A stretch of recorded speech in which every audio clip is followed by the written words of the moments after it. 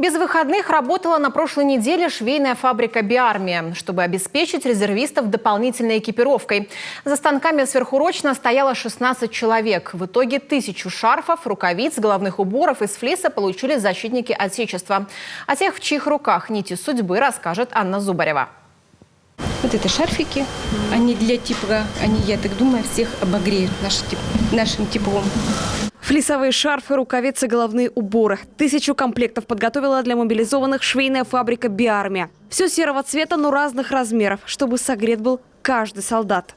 Мы смотрели тоже по ребятам, где-то не просто так наобум мы придумали, мы также посоветовались, какие рукавицы удобно, неудобно, головной убор, чтобы он удобный и комфортный был для них. Им же нужен головной убор для тепла, и чтобы они сверху одевали каски.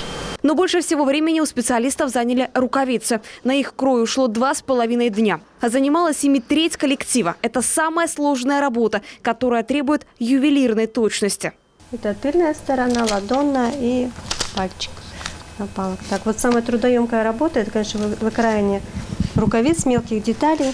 Полина делала это уже не 100 раз, но сегодня чувство особенное. За станком думает о тех, чьи руки будут в тепле. Благодаря ей в том числе. Конечно, думали о мужчине, да, с теплотой, с заботой о наших мужчинах. Да, работала в субботу и воскресенье, как все. Ну, мы все с пониманием вышли, понимаем, для чего это делается и что у нас в стране происходит. Эти женщины согласились выйти на фабрику в свой выходной в 7 утра. Трудились до самого позднего вечера, отказавшись на время от основной работы, чтобы вовремя выполнить заказ. Работали, естественно, мы и субботу, и воскресенье, и пришлось нам удлинить рабочий день. Но девчата все согласились, потому что это для ребят наших, для наших ребят, для поддержки наших защитников.